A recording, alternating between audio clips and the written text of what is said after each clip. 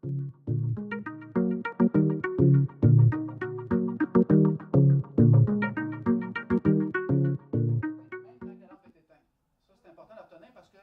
les lampes, on va arriver comme ici, j'ai un commutateur là.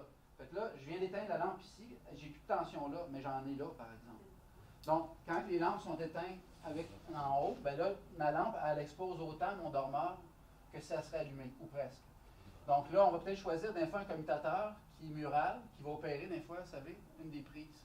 Fait que là, vous pouvez, l'éteindre au mur, puis là, ça vient désactiver le fil, puis ça vient enlever de façon importante parfois l'exposition de champ électrique basse fréquence au niveau du visage. Question? Oui. Si on branchait toutes nos lampes sur des rampes avec un interrupteur en or qui sont à terre, est-ce que ça serait plus sécuritaire?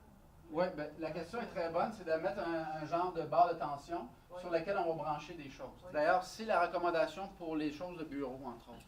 Parce que quand on a fini d'utiliser vos ordinateurs, puis les imprimantes et tout, vous les éteignez, on ne laisse pas ça rouler toute la nuit, on les éteint, puis une fois que vous les éteignez, vous éteignez votre barre de tension.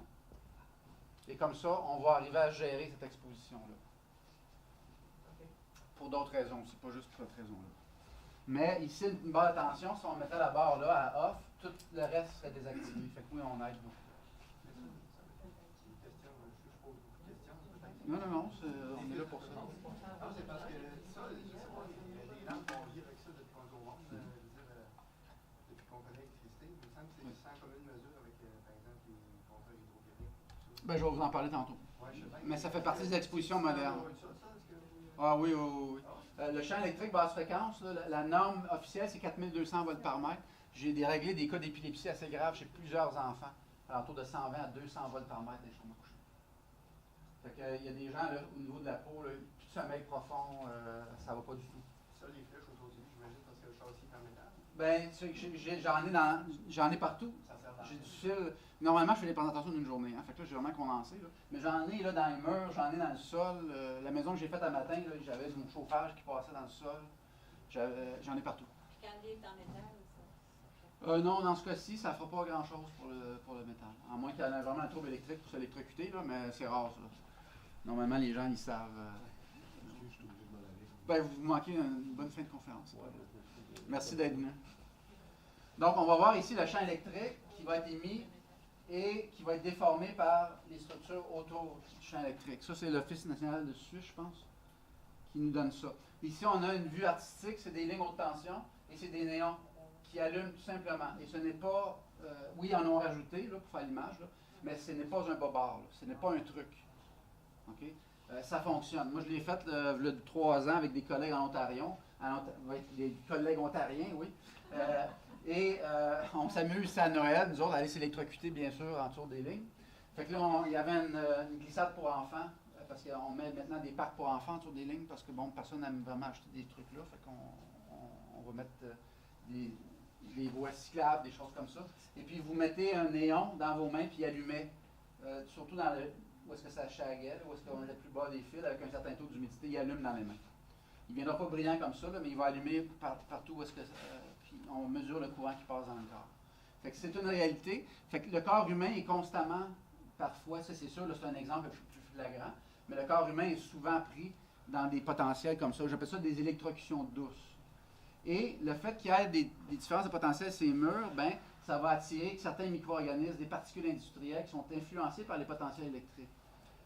Donc, on va avoir certaines concentrations de produits chimiques à cause d'une mauvaise hygiène électromagnétique, parce que tout n'est qu'électricité. Donc, on va avoir des ions négatifs et positifs qui sont réorganisés, altérés. Souvent, moi, des fois, j'ai des gens qui achètent là, des ionisateurs, là, puis ça sent l'ozone, je rentre dans la pièce, tabarnouche.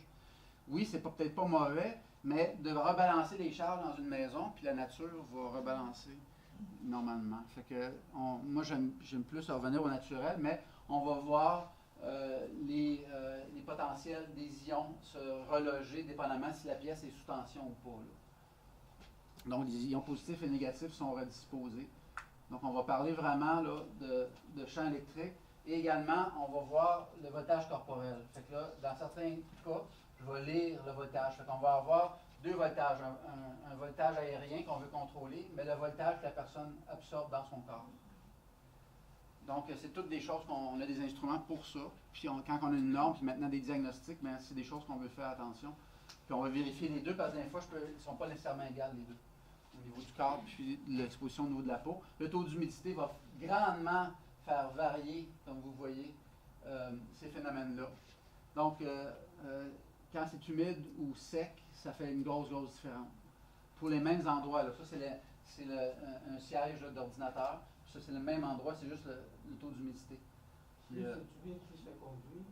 Plus ça conduit, plus c'est humide. Donc plus c'est sec. C'est pour ça que quand c'est sec, des fois quand c'est trop sec, là, vous accumulez des charges, puis là, vous prenez des chocs avec tout le monde. Donc ça prend un taux d'humidité qui n'est pas pire. Fait que dans une maison moderne, on ne le voit pas, là, mais on a du filage partout. Là. On a des plaintes électriques, on a la TV qui est là, le système de son qu'on alimente à travers le mur avec une petite prise de courant. Donc, mais moi, ce que je retrouve plus dans mon travail, c'est plus le chambre d'ado typique comme ça. Je lui ai dit, je ne suis pas revenu dans 10 minutes, venez me chercher. Là, parce que...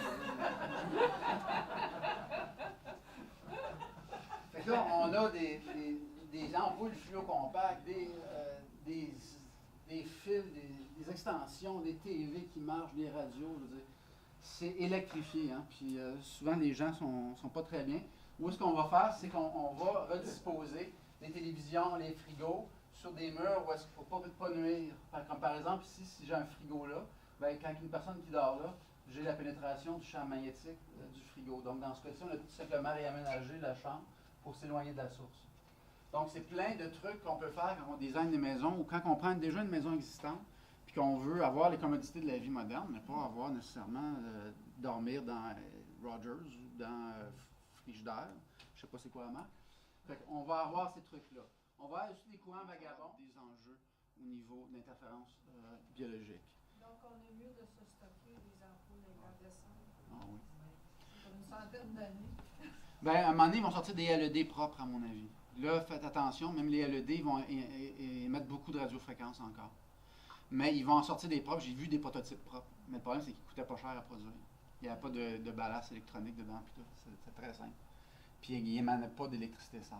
Mais pour l'instant, les fluo-compacts sont réellement un problème. Les fluorescents, c'est tous des problèmes. Puis en plus, ils vont vous dire, ben, on sauve sur le coût d'éclairage. C'est vrai.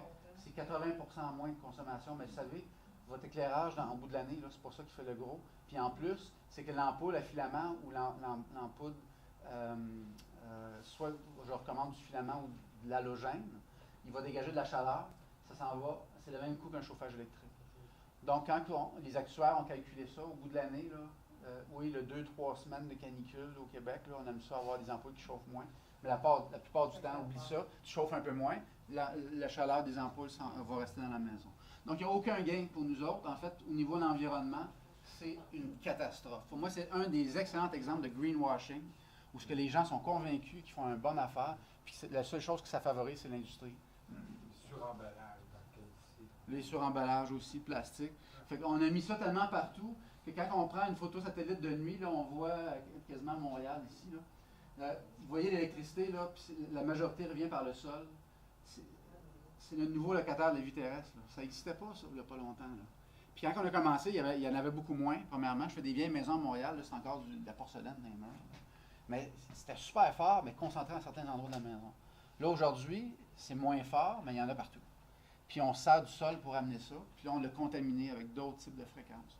Ce qui fait que l'électrosmog, il vient du filage, qui a l'air niaiseux, il vient des antennes, il vient de partout. Et là, on en a de plus en plus. Ce qui nous amène... Si on était en courant continu au lieu d'être en courant alternatif, comme il faut en Europe, oui. est-ce qu'on a moins de problèmes? Oui, moi je pense que ça serait beaucoup mieux d'avoir du courant continu. Quoi qu'il y ait des précautions à prendre pareil. C'est pas le free-for-all, mais ça serait beaucoup moins pire. Et est-ce que ça serait presque peu de convertir l'électricité du Québec, mettons, en courant continu par rapport à la... Si on regarde les études qui sont sorties, c'est très avantageux. Là, il faut regarder les pour et les contre. Il y a le docteur Paul Héroux, d'ailleurs, qui a sorti une étude là-dessus. Excellent travail. Donc, moi, je pense qu'il est vraiment sur une piste là, pour nous, là, vraiment.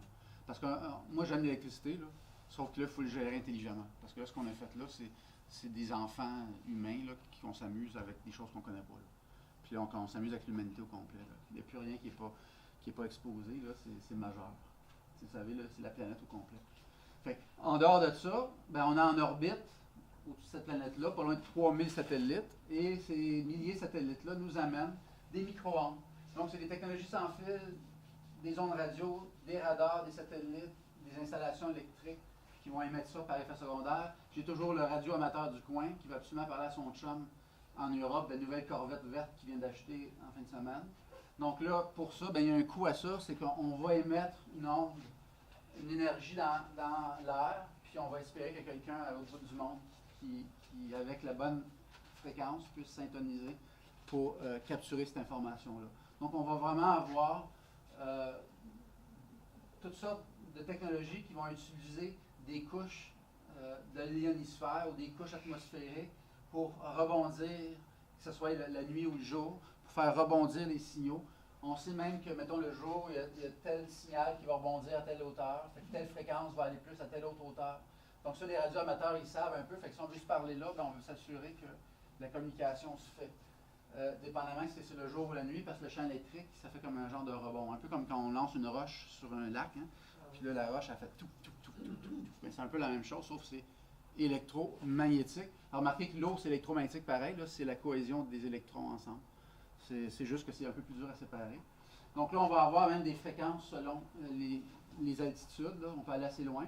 Et si on a une source ici, on va avoir des cassures de source. Ce n'est pas égal comme si j'ai une source claire, j'ai un obstacle, une barrière, puis là, je vais avoir des interférences de l'autre côté. C'est un peu des patterns d'interférence qu'on va retrouver dans les champs électriques haute fréquence. Et on en a mis beaucoup. Ici, on a un émetteur typique. Et là, je voulais vous montrer, mais là, il fait trop noir déjà. Mais il y en a littéralement là, une centaine juste en vue ici. Et souvent, on va les cacher parce que les gens n'aiment pas ça voir ça. Et le rôle de ces antennes-là, c'est de donner un champ électrique dans l'ambiance pour aller chercher votre cellulaire. En fait, c'est pour ça qu'on appelle ça un téléphone cellulaire. C'est qu'on va créer des cellules de micro-ondes partout où ce qu'on veut de la réception. Autrement dit, partout. C'est continental maintenant, nous dit nos annonceurs fièrement à la télévision. Donc, on va avoir des concentrations et plus on s'approche des sources, plus c'est fort. C'est pour ça qu'en ville, on va mettre plus d'antennes, mais moins fortes. Mais une antenne va communiquer sur parfois plusieurs kilomètres. Et c'est la même chose avec votre cellulaire. Stéphane? Oui. Tu sais, ce qu'on voit après les poteaux électriques, là, qui ressemblent à des caisses de son. Là. Oui. Ça en est-tu, ça, qu'est-ce que tu as dit? Non? En général, ce que vous parlez là, c'est des boîtes de jonction pour le câble ou le téléphone. Ah, OK. C'est correct. Les routeurs d'Hydro-Québec, pour les compteurs, c'est comme une queue de cochon sur un dispositif style plastique assez mince. Oui, mais là, il est catch. Ah, ça me surprend. Il est catch, ce sont des boîtes électriques, des boîtes grises, c'est ça? OK. Avec comme des petites ventilations. Ouais, il faut qu'il y ait des fentes, parce que sinon, ça ne Ouais. marchera pas. Ouais. Anti-vandalisme, probablement. Oui. Votre fiche précédente, on voyait une grosse antenne, là, ça, est-ce qu'il faut se tenir très loin de ça? Oui, on va le voir, parce que ça dépend de la force de l'antenne, puis ça dépend de l'orientation. Fait qu'il y a une grosse différence où est-ce que vous vous situez encore une fois. Parce que pour moi, c'est comme de l'eau, un peu, du champ électrique. Fait que ça va passer où est-ce que c'est facile, puis ça va rebondir où est-ce que c'est difficile. Fait que je vais avoir des hotspots, des endroits où est-ce que j'ai une turbulence, que ça tourne, puis j'en ai d'autres que ça passe tout direct. C'est moins grave. Donc, voyez-vous, ça c'est bétonné. Fait que c'est une structure qui est plus dense. Fait que ça va davantage réfléchir les ondes que de les laisser passer. Fait que là, si j'ai un routeur ici, là, cette fenêtre-là, ça va passer bord en bord. Mais en arrière, là, je vais être beaucoup plus faible. Donc là, on va avoir des grosses différences dépendamment d'où ce qu'on se situe. Fait que si, mettons, j'ai un émetteur là, puis j'ai des gens qui sont ici sur l'immeuble, là, je vais avoir des pénétrations assez fortes des fenêtres et parfois en oblique au toit. Et bien entendu, quand on met le dispositif à la tête, on va avoir ça. Donc, on parle vraiment des effets thermiques pour ce qui est des normes actuelles. Et donc, on va tolérer un échauffement des membres avant, en fait, le cou, le tronc. Donc, comment ça fonctionne un téléphone cellulaire? On va créer des cellules et puis souvent, un émetteur va couvrir une cellule de 120 degrés. Fait que c'est pour ça les antennes, souvent, c'est en triangle. Vous avez 3 émetteurs au-dessus de chacune des antennes pour couvrir 360 degrés. Comme ça, vous allez être dans la voiture ici. Vous avez une forte incidence au niveau de la tête parce que le petit dispositif miniaturisé, lui, il faut qu'il achemine le signal à l'antenne là. Et si cette antenne-là ne passe pas au travers du building pour qu'il en reste suffisamment, on va planter une autre antenne là parce que sinon la personne va manquer de service. Mais le problème, c'est que si vous avez un balcon avec votre barbecue direct là, vous avez une excellente réception cellulaire. Pas de barbecue ici quand il est cuit. Donc, c'est comme ça que ça fonctionne. Puis on va avoir des émetteurs, les voitures sont métalliques, donc ça passe mal dans le métal, ça va réfléchir dans la voiture. Fait que ça va sortir plus par les fenêtres. Et bien entendu, une pénétration au niveau de la tête, là, qui est très connue. Donc, on va avoir différentes tours. On en a mis beaucoup. Ça fait déjà 3-4 années de ça. My God, 2011.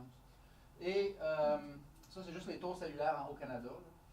Ça ne tient pas compte là, des opérateurs dépanneurs, les taxis, les pompiers, la police, la mafia du coin. C'est vraiment un recensement officiel, ça? Oui. Mais ça, c'est juste Bell, Rogers, TELUS, Mike. Il y en a bien plus que ça. Il y a des antennes radio. Si vous regardez ici, là, ça, c'est toutes les antennes au Texas. Chaque point de couleur est une antenne.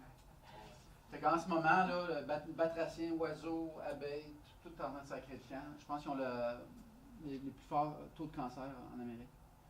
Donc, est-ce que c'est relié à ça? Ben, on ne sait pas, mais ce qu'on sait, c'est que c'est très nouveau. Et les gens vont le cacher. Fait que si on a un mât, mais en fait, c'est dans le mât qui est une antenne. Ici, ça a l'air d'une horloge, mais c'est une antenne. Ici, ben, s'il faut prêcher la bonne parole, il y a des antennes au niveau du clocher. On va avoir aussi cette belle roche-là sur laquelle les enfants vont jouer, mais qui en fait est une tour cachée. Un cactus. Et oui, les Doritos, ça va bien. Ici, une autre antenne. Le clocher, bien entendu. Il a fait les nouvelles. En fait, c'est qu'il donne de l'argent aux gens qui ont le clocher. Oui, C'est nous, les fois. c'est payant. L'argent.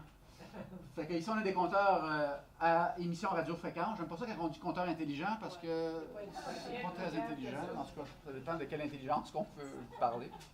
Les gens qui sont en ville, qui sont plus exposés à un million d'ondes, là, ils seraient plus avantageux d'avoir des apparts, exemple, en sous-sol? Peut-être que, tu sais, l'appart, Oui. ça... En général, les premiers, deuxième étages vont être beaucoup plus tranquilles. Plus on monte en hauteur, plus on s'expose aux antennes dehors, comme c'est le cas ici. Et plus on descend, des fois, plus on s'expose aux lignes enfouies. Puis des fois, ça prend un instrument pour le savoir parce que vous louez, puis c'est super. Là, si vous faites le tour de la bâtisse, oh, j'ai pas d'entrée électrique ici. Posez-vous des questions. Elle est enfouie. Fait que là, des fois, à Montréal, puis ces places-là, c'est pire. Mais en général, oui, ici, ça va être beaucoup plus tranquille. Puis là, ici, déjà, ça va augmenter parce que dépendamment des antennes, est-ce que j'ai un building devant l'antenne? Est-ce que j'ai telle matière dans mes murs? Bien là, tout ça va avoir une incidence assez élevée sur l'exposition finale. Le taux d'humidité aussi va beaucoup jouer avec l'exposition finale. Plus c'est humide, plus les champs électriques voyagent bien. J'ai hâte de voir les solutions. Hein? Oui, hein, je sens ça. Une pression électrique qui se sentirait. Ah, ben, oui. Ben, je dirais oui puis non, dans le sens où on a voulu la modernité, il faut savoir dans quoi on s'embarque. Mais il y a plein de bonnes solutions. Puis il y a plein d'appareils qu'on peut utiliser. Donc, sur le coup, peut-être c'est gênant, mais après ça, on prend courage, puis on dit non, regarde, on se roule les manches, puis on fait nos affaires. Parce qu'on ne veut pas retourner à l'âge de pierre, parce que souvent les gens disent, ben là, c'est démoralisant, là, regarde, puis là, c'est ce que le gouvernement nous dit, là, ce que vous ne savez pas, ça vous fait pas mal. Hein? Fait que là, on embarque dans ces principes-là. Alors, Moi, c'est pas ça, c'est juste, il doit y avoir des solutions. Oui, il y en a des solutions. Mais une antenne comme TVA, là, ici, sur Mirande, qui n'est pas très loin, ça veut dire que tous les gens qui habitent. Oui, ces antennes-là sont très puissantes. C'est des antennes de télévision ou de radio. Et donc, ça, c'est fait pour pulser sur 200 km. Fait que normalement, la pathologie va être observable à l'intérieur de 7 km.